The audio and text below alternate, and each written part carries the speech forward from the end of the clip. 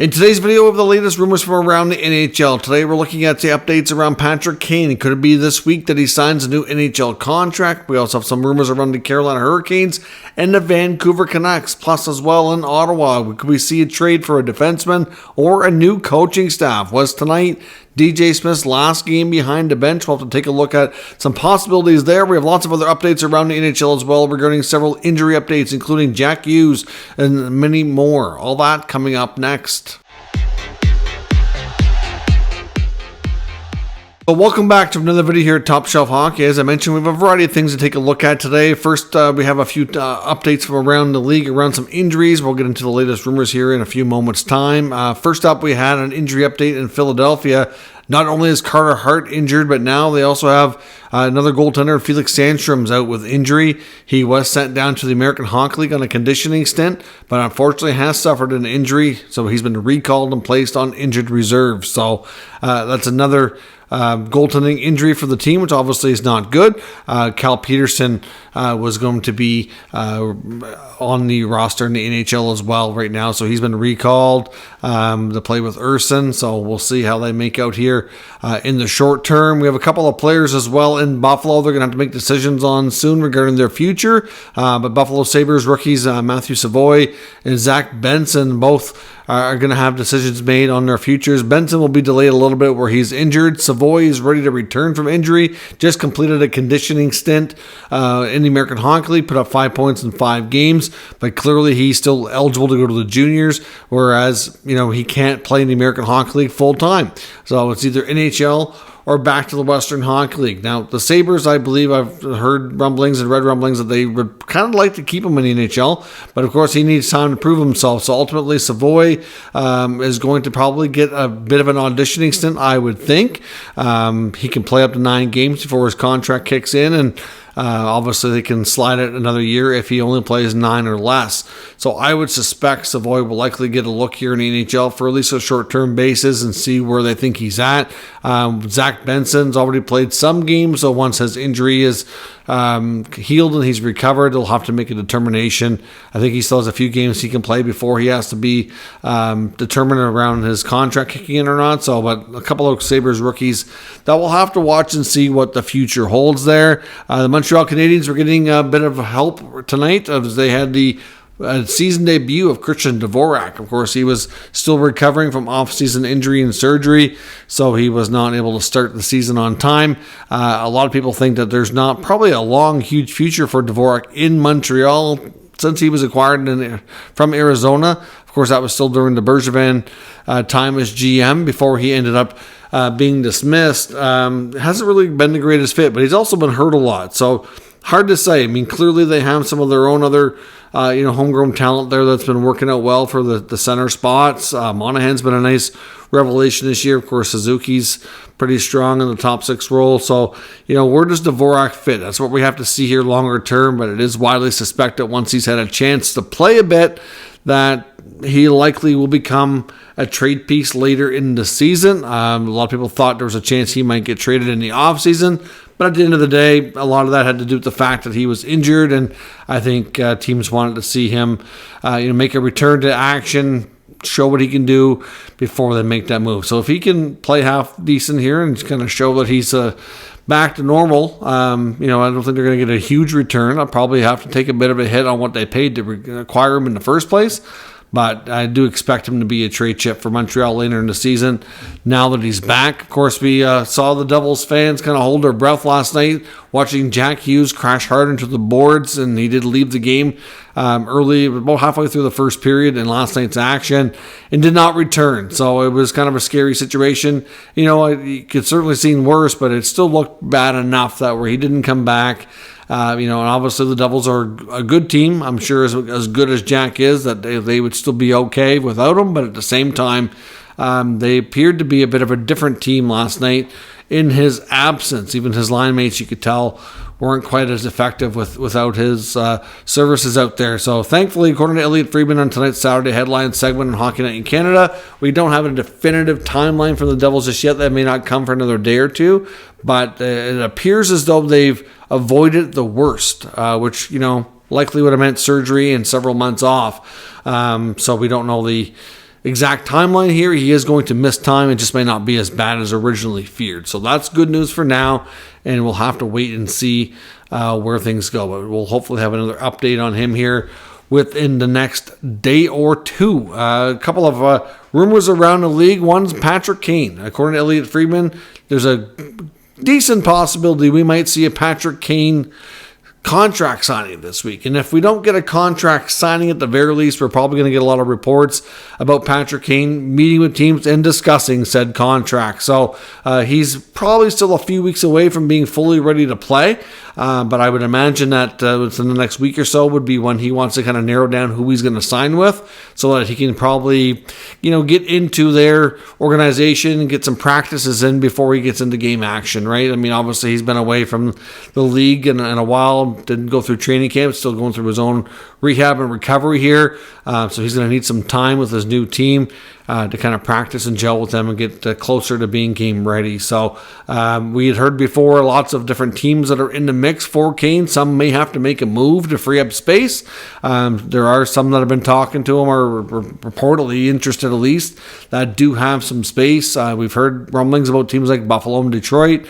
Of course, both of hoping to make big strides this year. Detroit's got off to a good start. Buffalo, they won tonight against Toronto, but not a great start. They're only, around the 500 mark. So obviously that would be a homecoming for Kane. Would that be something they'd consider? I don't know how he'd fit there, but it's certainly intriguing to think about. Of course, in Detroit, he'd be reunited with Alex DeBrincat. But again, DeBrincat's been playing a lot with Larkin, Lucas Raymond. I don't know if they'd even be on the same line. Difficult to say for sure. We've heard about the Dallas Stars being a potential fit and interested team, and same with Toronto. He's been in Toronto a fair bit, but a lot of that is because of his treatments and training and things that he's been doing there. It's not all about because of Leafs. A lot of it's more personal. But at the same time, there have been some rumblings dating back to last year's trade deadline that the Leafs did have some interest. So we'll see. I mean, clearly Brad Treliving is going to tinker with this team. At this point, I think he's probably more likely to address the blue line before he addresses the forward group. But at the same time, we know that this team in Toronto has obviously had a pretty good start to the season. They've had a few games, I'm sure, that they didn't win that they thought they should have or would have rather have won, didn't play up to their potential. But having said that, I think it's not because of the lack of production from the big boys. I mean, Matthews, Marner, Nylander, Tavares are all putting up good production numbers. A lot of the issues in Toronto is that the bottom six isn't contributing, and even some of the newer additions that are kind of like your middle six, like Bertuzzi and Domi, haven't really put up much. And that's I think the area that they'll probably focus on. Like as I talked about yesterday, I mean, Bertuzzi's only on a 1-year deal. If they get to the point that 20, 30 games into the season, they just feel like, maybe he's just not a good fit here. Maybe they do move him. I mean, it's not like it's impossible to do. It's not like you come in and sign a long-term deal as a free agent. Now you can't move him and you're already having regrets, right? Bertuzzi signed 1 year. So it is possible to move this guy if he doesn't fit and doesn't work out. And maybe you could bring in a guy like Kane as a replacement. I mean, hey, that's not so bad, right? I mean, if they had to move Bertuzzi to get Kane, I kind of wonder if that's something they may do. Hard to say, but either way, Kane is going to be, moving things forward this week, which is good to see, and we'll get a little bit more clarity on where he's going to end up. Now, in Carolina, there's reports from Elliotte Friedman as well that they are looking to unload a defenseman. They have more than enough on the roster. Brett Pesce is ready to return from injury. There's still interest to try to sign Pesce. I don't know if they're going to be successful on that based on the last round of negotiations that we had seen rumors on. There was a big gap between the Canes and what Pesce's camp was looking for in a new deal. So I don't know if, the Canes are notorious for not really increasing their offer. They're usually pretty quick to let players know what they feel their value is, and this is what they're willing to pay, and take it or leave it. That's the approach that they tend to take there, but we'll see. They're already having maybe, I guess you could say, buyer's remorse on the reunion with Tony DeAngelo, because apparently he's the defenseman that Friedman is saying is quite likely that they'll entertain moving. So obviously DeAngelo, a couple of years back, had a great, call it I don't know what you want to call it, a comeback season or what have you in Carolina after everything that happened with the Rangers and the fallout and kind of being undid his welcome there. And then after that, he had such a good year that he commanded too much money, so he goes to Philadelphia.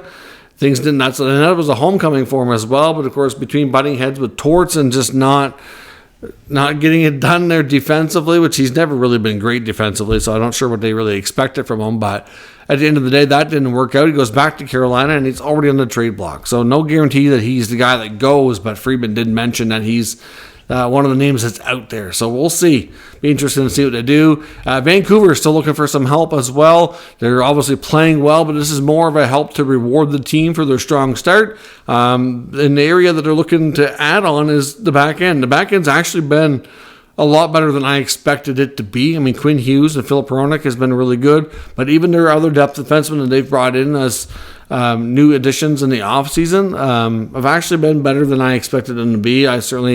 I thought that they maybe had too many guys that kind of looked like third pair defensemen, but they've actually had a good start. Doesn't mean it can't be better though. Connor Garland's still a player they're actively trying to move, given that he wants out of there, and he and his agency, who he made a change earlier, have been requesting it as well. So certainly, that's the player they'd like to move to bring a D in. And even if they do bring in a D, the reports are from Rick Dollywall that they still have interest in bringing back Ethan Bear. Now, Bear may not be ready to play for a while yet, probably until December or January, but he said that even if they make a move and acquire a defenseman, that don't be surprised if they still look to bring back Bear once he's healthy. Now, a couple names to watch for defensemen that I think the Canucks are at least remotely interested in or considering would be Chris Tanev out of Calgary. Of course, a reunion would be a good fit. At one point was a great mentor and partner for Hughes. So, obviously a veteran right shot defenseman who's, physical style, blocking shots, a good warrior type player. So, it could be a fit there. And Colin Miller in New Jersey is another name to watch as well. The Devils also have more than enough capable bodies on the blue line and could also make a move in that sense. And in Ottawa, things continue to be, messy, hard to say. Another poor game tonight against the Tampa Bay Lightning. They did make a good, entertaining run at the end, but a little too late. Lost 6-4 to the Lightning, who they beat earlier this year 5-2. More fired DJ chants in the crowd. Of course, we've seen a lot of action and activity in Ottawa lately with Pierre Dorion being let go, the whole first-round pick over the Dadonov debacle. The owner's not happy now. Steve Staios isn't happy. It's the new president. You could see Steve Staios and Ryan Bowness, who's the AGM, talking a lot during the game tonight with the Lightning, especially during the second intermission and later in the third. They were having some very lengthy, very in-depth conversations up in the box, and I wonder what they're cooking up there. I honestly can't help but wonder if tonight might have been the final game for the DJ Smith era. I know it wasn't long ago when Pierre Dorion was dismissed that Staios said that he had confidence in the coaching staff and the players seemed to like and respect him and play hard for him. Well, I'm sorry, but since he made those comments the last couple of games, I don't know if you can really say that anymore. It's only been a couple games, but it was a flat, dismal effort this evening. And I don't know. Are the players trying to get him fired at this point? Do they not care? I don't know what it is, but this Senators team that we saw go on a early 3-game winning streak is not the same team at all. They've lost now 4 of the last 5. They're 0-2 in November, which November has been their nemesis for the past couple of years. They've never had a good start under DJ Smith. The only reason they've even showing improvements in the standings the last couple of years and moving their way up is because they've had strong finishes. Well, the strong finish is completely useless if you don't have a strong start because it's already too little too late. You're playing later in the season with no pressure because you know your season is over. And you're not going to get the same results out of those players. It's a completely different mentality. So they absolutely need to do something. Now, before Pierre Dorion was released from his job and relieved of his duties here, there was speculation from Bruce Garriock that they were looking for help on the blue line, given all the injuries. Of course, Shabbat's out long-term with a broken hand. You got Zub, who was out with a concussion. It was progressing well, but then had a setback, so you don't know how long he's going to be. Brandstrom's out with a concussion. He started skating again a few days ago, but we don't have a definitive timeline. And with those two guys out, you really don't know. And then Ridley Gregg goes down. Then Mark Kostelik goes down. It's piling up. it's piling up fast. And yeah, the blue line, you can say what you want. You can give DJ a little bit of a break, but at the end of the day, the guys that are there, they look lost defensively. He cannot teach them how to be defenders. They look lost around the net, a lot of puck watching. They're still dumping and chasing for a team that's highly skilled. It makes no sense. They're not playing anything like the style that they should be. And I don't know that that's ever going to change. They need a new coach who's going to hold them accountable and actually teach them some stuff. He's a very, very likable guy. DJ is one of my favorite characters that I've seen in play for this organization. Like he seems on a personal basis, he seems like a really good dude, and he seems like a very likable person in that sense. Got a big personality, big booming voice. But at this point, we just all have to acknowledge the fact that, and the players seemed like they did in the last couple of games, in my opinion, that he's just not able to teach them and give them the structure that they need to be successful. So I honestly wonder where they have a bit of a break here. They have a few days off coming up. If they're going to make a change, it's a good time.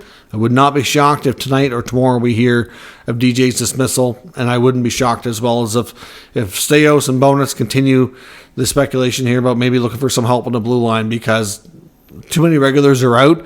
They have a bit of flexibility right now with LTIR. Why not go out and try to find a healthy, capable body who can do a better job than some of the players they have in the lineup right now? Some of these guys are just clearly not ready, and they're just in over their heads. So they need to stop the bleeding. If there's going to be any chance that they don't completely ruin November and have their season lost again, they need something now before it's too late. If they can go on a run and win 5-6 games in a row, they could be right back in it in the top 3 like that. But the losing, not only does the losing have to stop to stop the bleeding, but they need a win streak, and they need it in the worst way, or it's going to be over before it really gets started. Again, with all this talent, it's such a waste. Anyways, let me know your thoughts on today's rumors and news down in the comments. We'll discuss further. If you're new to the channel, make sure you subscribe and stick around. We'll keep you up to date with all the latest news, rumors, and analysis of all 32 NHL teams. Thanks for watching, and I'll catch you next time.